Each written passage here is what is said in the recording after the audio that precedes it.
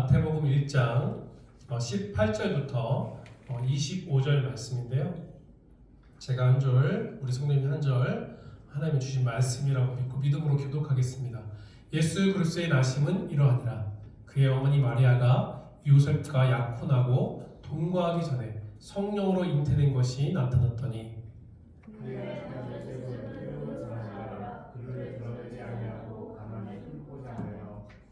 이 일을 생각할 때 주의 사자가 현몽하여 이르되 다윗의 자손 요셉아 내 아내 마리아 데려오기를 무서워하지 말라. 그에게 잉태된 자는 성령으로 된 것이라. 아들의 하나님이 이름을 예수라 하라. 이는 그가 자기 백성 그들의 죄에서 구원할 자이시니라 하니라. 이 모든 일이 된 것은 주께서 선지자로 하신 말씀을 이루려 하심이니 이르시되 보라 천사가 잉태하여 아들을 낳을 것이요 그의 이름은 임마누엘이라 하리라 하셨으니 이를 번역한즉 하나님이 우리와 함께 계시다 하니라. 요셉이 잠에서 깨어 일어나 주의 사자의 분부대로 행하여 그의 아내를 데려왔으나 아들을 낳기까지 동침하지 아니하더니 다음에 이름을 예수라 하니라. 아멘. 한 주 또 삶의 현장에서 또 말씀과 성령 안에서 승리하시고 또 예배에 나오신 우리 하나님의 사람들을 주님의 이름으로 축복합니다. 오늘은 이 본문의 말씀을 가지고 사실 우리가 이 예배의 대상 또 예배의 내용, 믿음의 내용 대신 예수님 앞에 예배를 드리고 있는데 오늘은 예수 말씀의 성취 이 제목으로 하나님의 말씀의 은혜를 함께 나누었으면 좋겠습니다. 예수란 이름의 뜻이 무엇일까요? 오늘 이제 속으로 나눈 유인물에 있는데요. 한번 따라하겠습니다. 예수란 이름의 뜻 여호와는 구원이시다 고백합니다. 여호와는 구원이시다. 또 이제 임마누엘 뜻이 있는데요. 우리 한번 이렇게 고백합시다. 하나님이 우리와 함께 계시다. 하나님이 우리와 함께 계시다. 네, 이 관점에서 오늘 말씀을 나눌 건데 우리 서로 이렇게 인사했으면 좋겠습니다. 여호와는 구원이십니다. 이렇게 축복합시다. 여호와는 구원이십니다. 예수란 이름이 구원이라는 뜻이고요. 이렇게 한번 축복합시다. 하나님이 당신과 함께 하십니다. 축복합시다. 하나님이 당신과 함께 하십니다. 이 구원의 은혜, 또 임마누엘, 하나님이 나와 함께하는 그 은혜를 한 주간 누리시고 그 축복을 받는 삶이 되었으면 좋겠습니다. 오늘 우리에게 주신 이 본문의 말씀은 이제 마태, 마가, 누가 이거는 공관복음이라고 해요. 세 복음서가 같은 내용을 갖고 같은 관점이지만 복음의 전도의 대상자들이 다르게 기록된 말씀이고요. 이 요한복음은 바로 이 사복음서 안에 이 배경의 말씀이 오늘 본문의 말씀이 다 담겨져 있습니다. 결국 예수님이 낳은 그 시대에 대해서 오늘 본문이 얘기하고 있는데요. 이 오늘 본문의 배경을 보면 이 사복음서에 보면 두 부류의 사람들이 나와요. 한 부류의 사람은 누구냐면요. 탁월한 정치 능력을 가지고 그가 통치하던 세월 동안 평화가 지속됐다고 해서 자비로운 정치가 이 로마의 대부로 불렸던 황제 가이사 아구스도 이게 한 부류의 사람이고요. 또 다른 부류의 사람은 바로 아기를 잉태하고 그러니까 인간의 논리와 인간의 이성으로 사실 남과 여가 하나가 되어서 아기를 갖는 거잖아요. 근데 그러한 방식이 아니라 성경을 보면 창세기 시대도 그렇고 우리가 지난주에 아브라함도 살펴봤지만 우리의 인간과 이 세상의 방식으로 아이의 탄생을 얘기하는 것이 아니라 오늘도 동일하게 예수님께서 구약에 끊임없이 많은 믿음의 선배들을 통하여서 선지자들을 통하여서 예언자들을 통해서 예언된 말씀이 결국 이 마리아 또 요셉이라는 두 사람을 통하여서 성취하는 축복의 통로로 이 두 사람을 택하시고 하나님의 구원의 사역을 이루어 가시는 그 두 사람이 또 나오는데 이 한 부류와 한 부류의 사람이 나오게 됩니다. 이 로마 황제 아구스도는 이제 로마 제국의 번성을 위해서 세금 징수, 우리도 세금을 많이 떼잖아요. 교회도 계속 그러한 종교와 이렇게 분립 가운데 많은 갈등이 있지만 직장생활을 하시는 분들은 나라에서 이렇게 세금을 떼는 것처럼 로마 당시 그 황제도 세금 징수 목적으로 인구조사를 실시합니다. 세상의 방식으로 그렇게 끌어가는 것 같은데 하나님은 그 방식을 통해서도 하나님의 일들을 신실하게 이뤄가고 있다는 사실을 우리들에게 보여주고 있어요. 그 당시 그렇게 하기 위해서 로마에 인구조사를 실시하는데 이 호적제도를 실시합니다. 근데 그 당시 로마의 호적제도는 그냥 자신이 살고 있는 거주지에서 그 인적사항만 기록하기만 하면 아주 간편한 손쉬운 방법이었습니다. 그러나 이 유대인, 이스라엘 백성들은 이 로마의 제도를 따르지 않고 하나님의 방식으로 고향까지, 되게 불편하잖아요. 고향까지 찾아가서 호적을 하는 제도를 유대인들은 그렇게 따랐습니다. 요셉을 비롯한 유대인들은 로마의 손쉬운 호적제도를 따르지 않고 번거롭고 귀찮고 어려움이 있었지만 바로 유대인의 호적제도를 따르는 것으로 최소한의 하나님의 백성이라는, 하나님이 택한 선민이라는 그 민족적 자존심을 보여줍니다. 그의 방법을 함을 통하여서 결국 이 아기 예수님께서 이 땅에 태어나시는 것을 우리에게 보여주고 있습니다. 사랑하는 우리 오남교회 성도님들, 하나님을 믿는 백성이라면 세상의 방법이 아닌 하나님의 방법을 따라 순종해야 될 줄 믿습니다. 그러니까 늘 갈등이 있어요. 하나님이 택한 백성이라고 해서 하나님이 축복을 해주신다고 하는데 이 세상을 살아가다 보면 그리스도인을 살 때 늘 갈등과 번민과 번거로움이 있어요. 사실 이 주일 예배도 마찬가지입니다.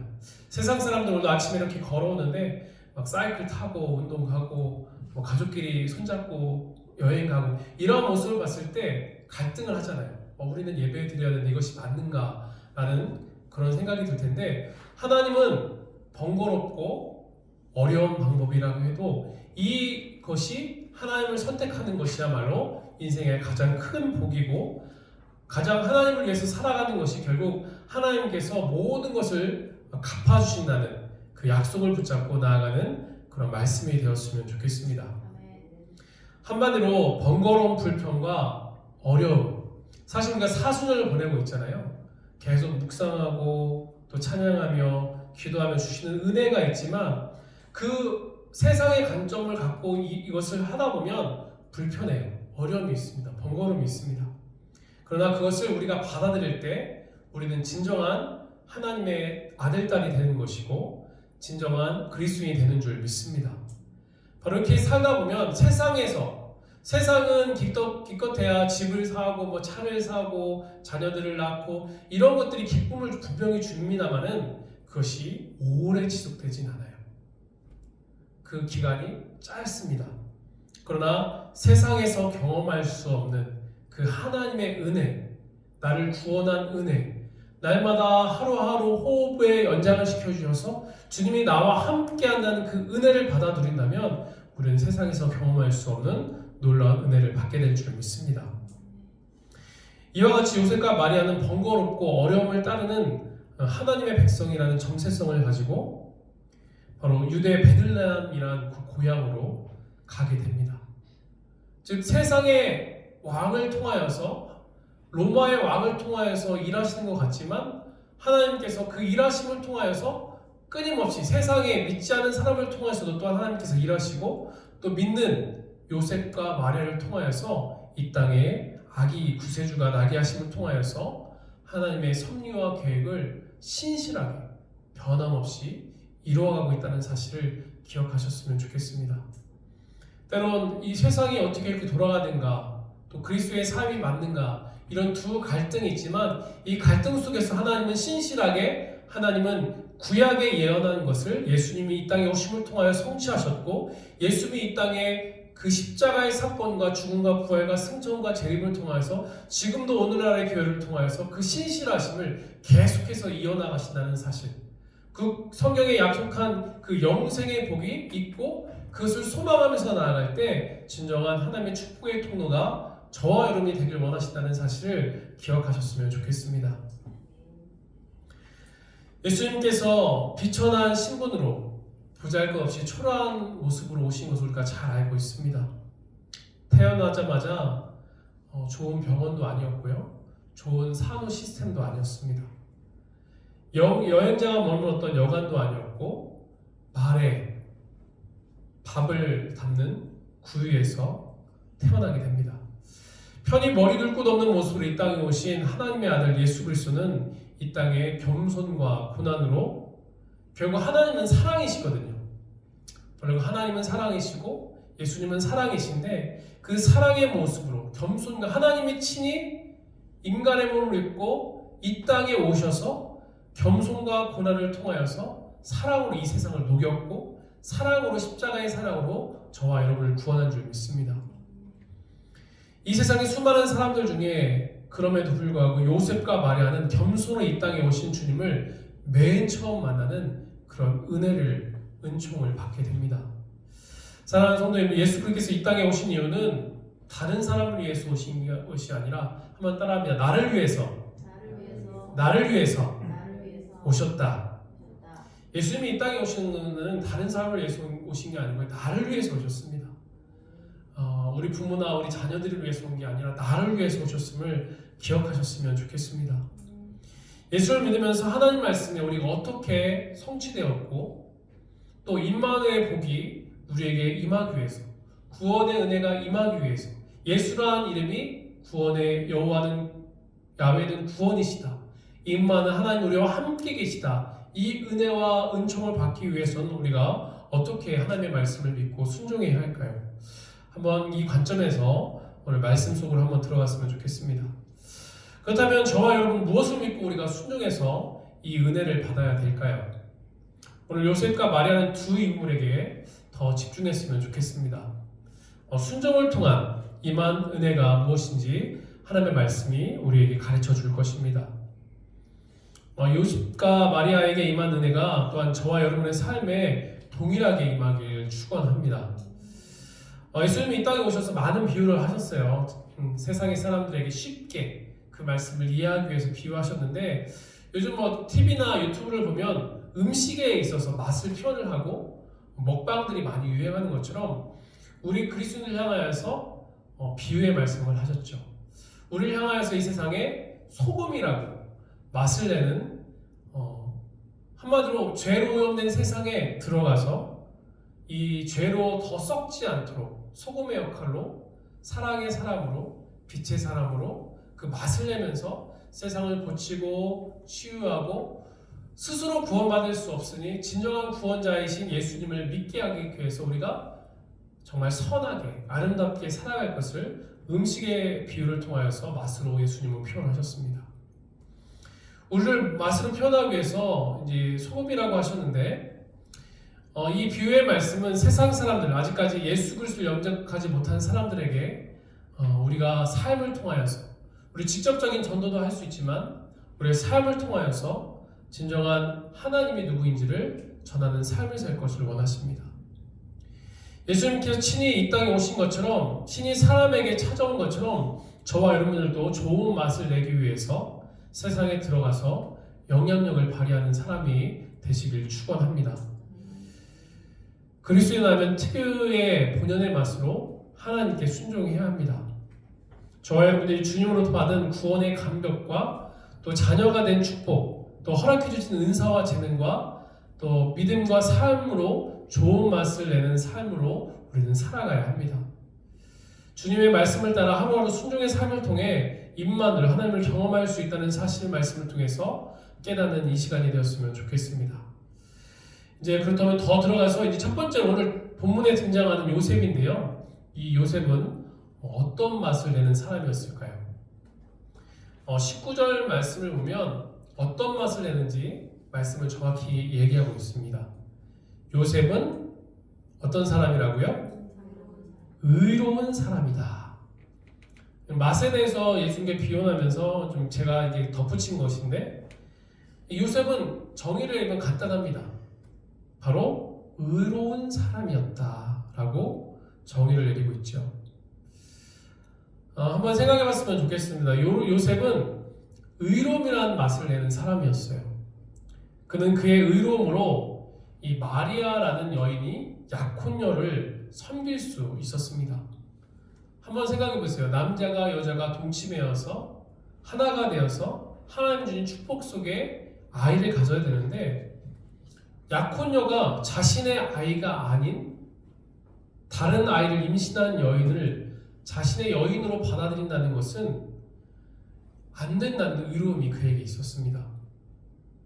어느 누가 약혼한 여인이 자신의 아이가 아닌 다른 이의 아이를 임신한 것을 받아들일 수 있겠습니까? 당연히 받아들여서는 안 된다는 확신 속에 상식적으로 이것을 순종하기란 굉장히 어려운 것이었습니다. 그때 하나님의 사자가 꿈에 나타나 말합니다. 요셉아, 내 아내 마리아 데려오기를 무서워하지 말라. 그에게 잉태된 자는 성령 하나님, 바로 하나님으로 말미암아 된 하나님의 아들이니라. 아들을 낳을 것인데 그 이름을 예수라 하라. 그 이름은 자기 백성을 그들의 죄에서 구원할 자임이시라 라고 말씀합니다. 요셉은 순종하기, 그러니까 세상의 방식도 그렇고 그 신앙의 정통도 그렇고 그 당시 풍습도 마찬가지로 순종하기 어려운 상황 환경 속에서 정확히 하나님의 뜻을 깨닫고 어떻게 해야 할지 순종의 말씀을 주셨고, 그는 받아들일 수 없었지만, 받아들일 수 없는 어려움이 있었지만 그럼에도 불구하고 하나님의 뜻에 순종하는 것을 우리에게 보여줍니다. 이 모든 일이 된 것은 주께서 선지자로 하신 말씀을 이루기 위한 하나님의 성취였습니다. 이사야 7장 14절 말씀에 그러므로 주께서 친히 징조를 너희에게 주실 것이라. 보라, 처녀가 잉태하여 아들을 낳을 것이요 이름을 임마누엘 하리라. 바로 하나님께서 이사야 선지자를 통하여서 이 땅에 구원자가 어떻게 태어날지 예언하셨고, 그 예언한 말씀이 하나님의 때에 정확하게 신실하게 성취되었음을 말씀합니다. 이 하나님의 뜻이 우리 온합교회와 저와 여러분 또 임마누엘로 성취되기를 축원합니다. 날마다 주시는 은혜가 있지만 이렇게 예배를 드리며 또한 교회의 사명을 감당하고 또한 예배자들 함께 모여서 예배하는 예배자들이 모이고 또 복음을 전하고 이 이웃을 사랑하는 선한 일을 감당할 때 이 임마누엘의 복이 우리 교회와 저와 여러분 삶 가운데 임하게 될 줄 믿습니다.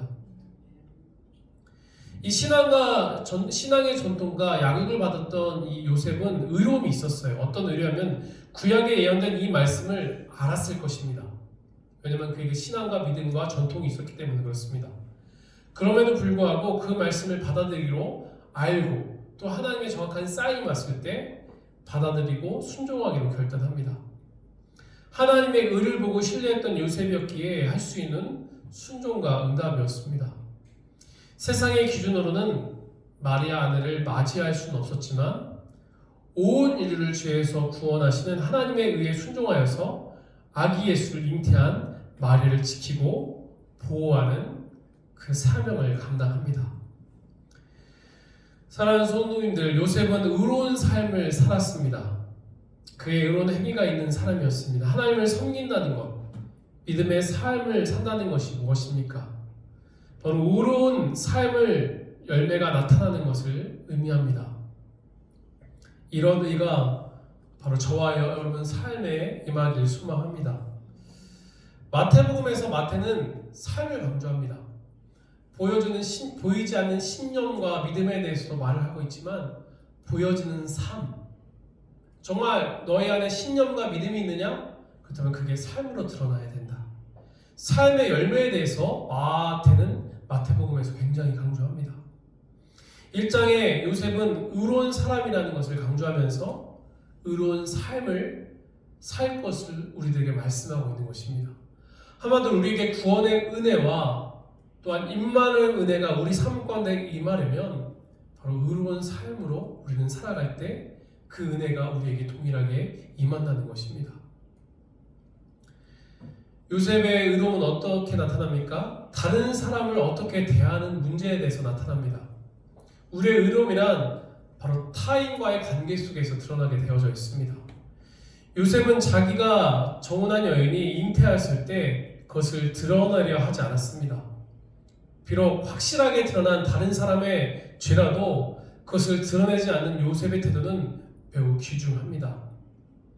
충분히 마리아의 불순한 행동을 추측할 수 있고 그 당시 법으로 따면 약혼하기 전에 결혼하기 전에 임신을 하고 다른 아이를 가졌다는 누명을 씌울 수도 있고 돌을 던져서 죽일 수 있는 그 당시의 풍습이 있었습니다.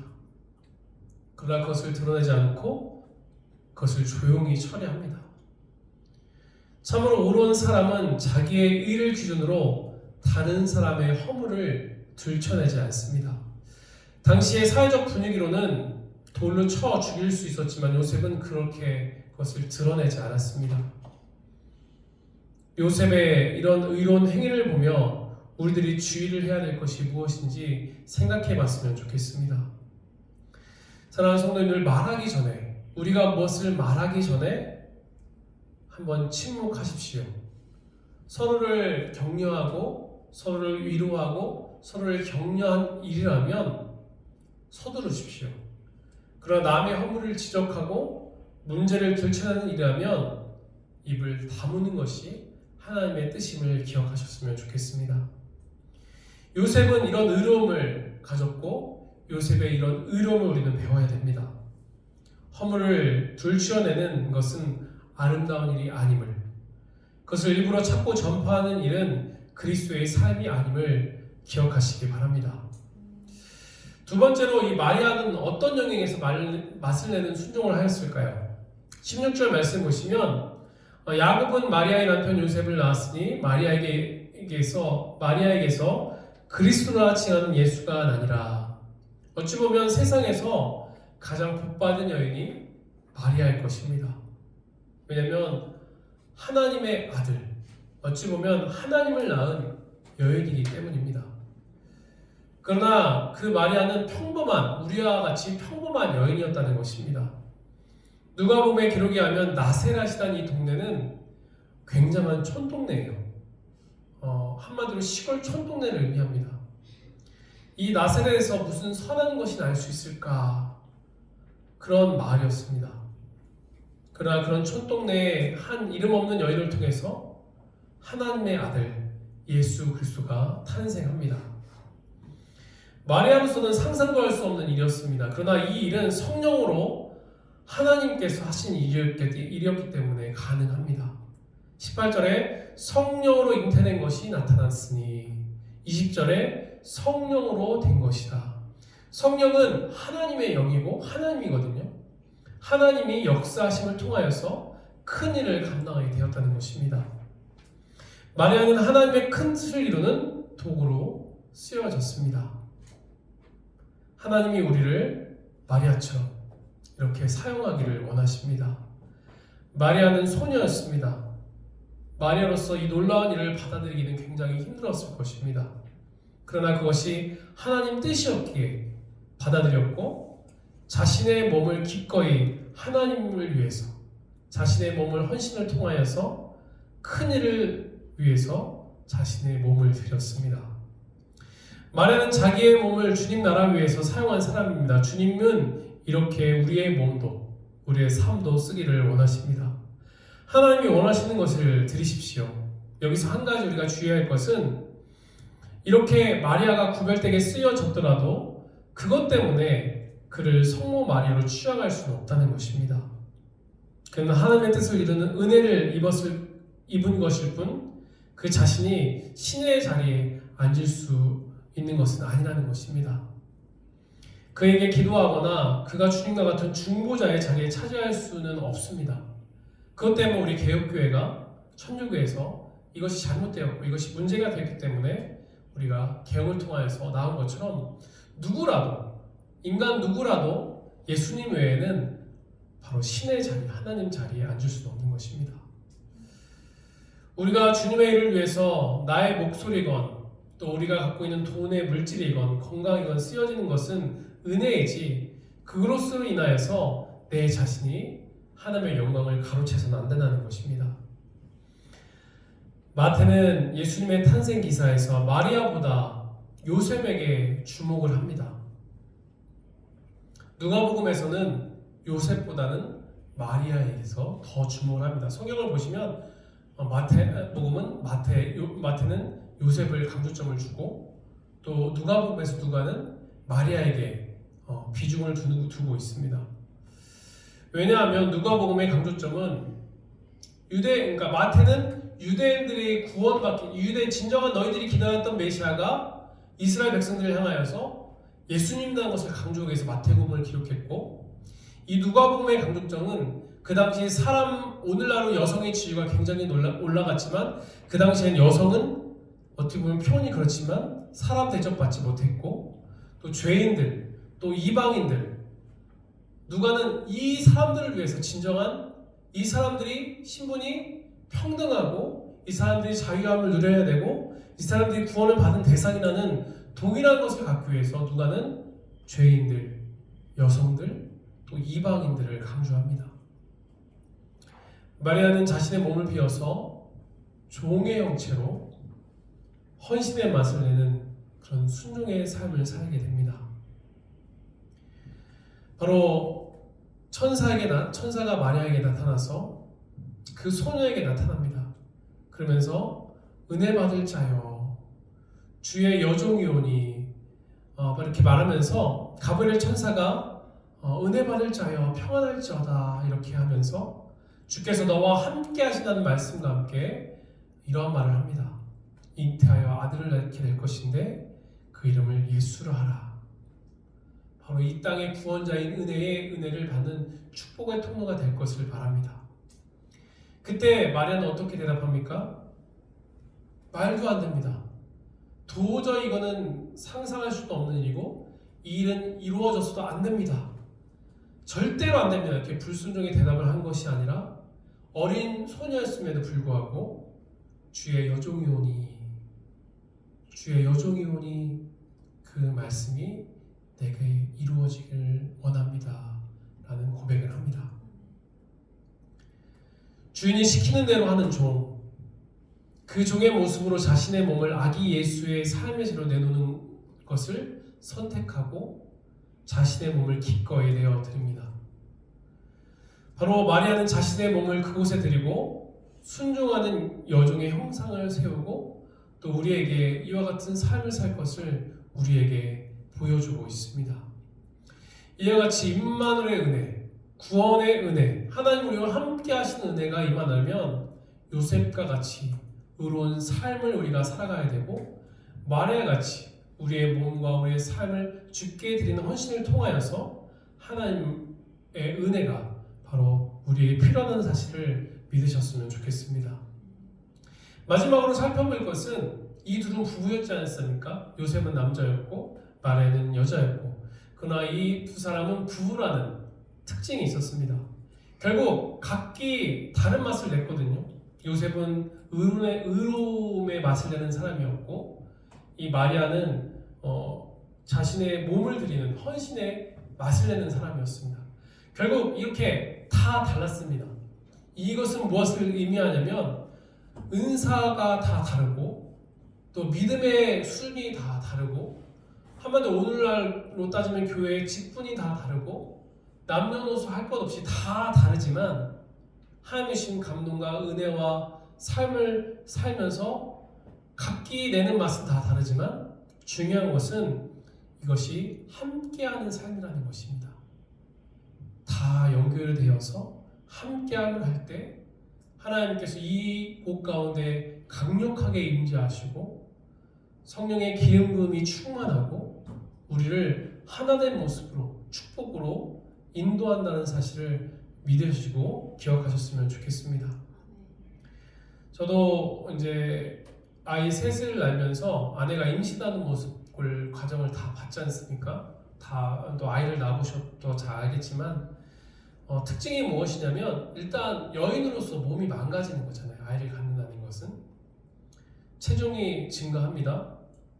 또 이제 복근의 기능이 약화되고 소화도 잘 안 되고 또 대소변도 가리기가 굉장히 어려워지고 골반의 근육이 약화되고 뼈가 또 다 벌어지고 뒤틀립니다.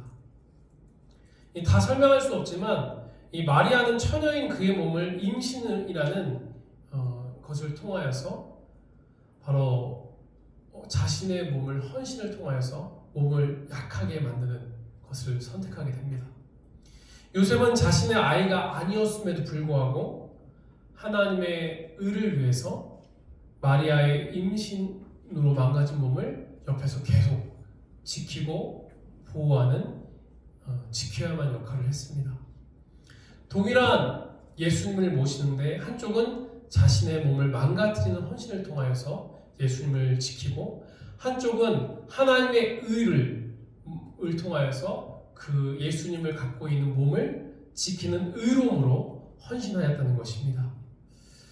사랑하는 우리 오당교회 성도님들, 저와 여러분들, 요셉과 마리아를 통해서 전혀 다른 또 방향으로, 전혀 다른 방식의 헌신을 통하여서 우리 속에 임만을 하시는 예수님을 모실 수 있기를 바랍니다. 이 교회의 주인은 예수님이시거든요. 예수님이 이 교회에 계세요. 중요한 것은 이 예수님을 지키기 위해서 우리는 각기 믿음의 분량이 다 다르고 맛을 내는 형태들이 다 다르겠지만, 중요한 것은 이렇게 우리가 함께함을 통하여서 바로 예수님을 지키고 보호하고 전하고 이곳에 예배하는 자들로, 구원받는 자들로 주의 하나님의 나라와 하나님의 의를 구하며 나아갈 때 이곳이 구원의 은혜가 임하는 곳이요, 하나님이 함께 하시는 그 은혜가 이웃 가운데 충만하게 될 줄 믿고 다시 한번 내가 어떻게 주님을 위해서 살아가야 될지 또 결단하는 이 예배가 되었으면 좋겠습니다. 지난주에 우리는 이 소고를 나눴습니다. 교제하는 시간을 이제 처음 가졌는데, 이것은 우리 교회가 평안 가운데 성경이 약속하신 대로 든든히 세워지기 위해서 우리가 많은 손길이 필요합니다. 저 혼자서 이 교회를 다 끌어갈 수 없고요. 우리가 하나하나 각기의 믿음에 따라서 또 감동을 따라서 교회를 사랑하고, 교회를 산다는 것은 예수님을 사랑한다는 거거든요. 예수님을 사랑하면서 하나 주신 은사와 재능을 따라서 교회에서 예배하고, 또 각기 주는 은사와 소금을 통하여서 은사를 나누고, 또 내가 이 교회를 위해서 무엇인가 하고 결단하고 은사와 재능을 따라 섬길 때 다양하게 순종하는 것은 다 다르겠지만, 이것이 함께함을 통하여서 결국 하나님께서 영광받는 삶임을 기억하고 나아가는 우리가 되었으면 좋겠습니다. 요셉은 자신의 방식이 의로운 방식이었기에 인격적으로 점잖은 방식으로 그에게 요구하신 것입니다. 마리아의 방식은 헌신적인 삶의 방식이었기 때문에 헌신적인 몸을 요구하셨습니다. 임마누엘 하신 하나님께서 오늘 우리에게 그 맛깔스러운 영역에서 우리를 초청하시고, 또 그 영역의 넓힌 삶을 통하여서 우리에게 맞이하라고 명령하십니다. 예수님께서 말씀의 성취를 이룬 것처럼 우리 또한 우리 삶의 현장에서, 내가 속한 가정에서, 내가 속한 직장에서, 내가 속한 삶의 현장에서 내가 만나는 모든 사람들에게 하나님의 말씀의 성취가 이루어지길 원한다는 것입니다. 임마누엘 하나님 나와 함께하여 주십시오. 또 나를 통하여서 구원의 은혜가 흘러가게 하여 주십시오. 이렇게 맛을 내기 위한 삶을 살 때 때로는 이것이 고통스럽고 내가 왜 이 길을 선택하고 나아가야 되는지 그런 범민이 들 때가 있지만, 중요한 것은 그 맛을 내기 위한 불평과 어려움과 고통을 참아낼 때 세상에서 경험할 수 없는 축복과 경험할 수 없는 그의 은혜가 있다는 사실을 믿고 나아갔으면 좋겠습니다.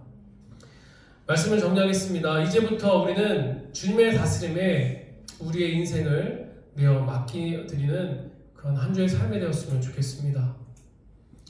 먼저 여러분 자신을 주께 드리고 하나님이 저와 여러분에게 맡긴 것으로 주께 드리는 한 주의 삶이 되어 주십시오. 주님과 또 온학교회와 이웃을 위해서 이 사순절 내가 꼭 무언가를 할 수 있는 우리 교회와 여러분이 되었으면 좋겠습니다.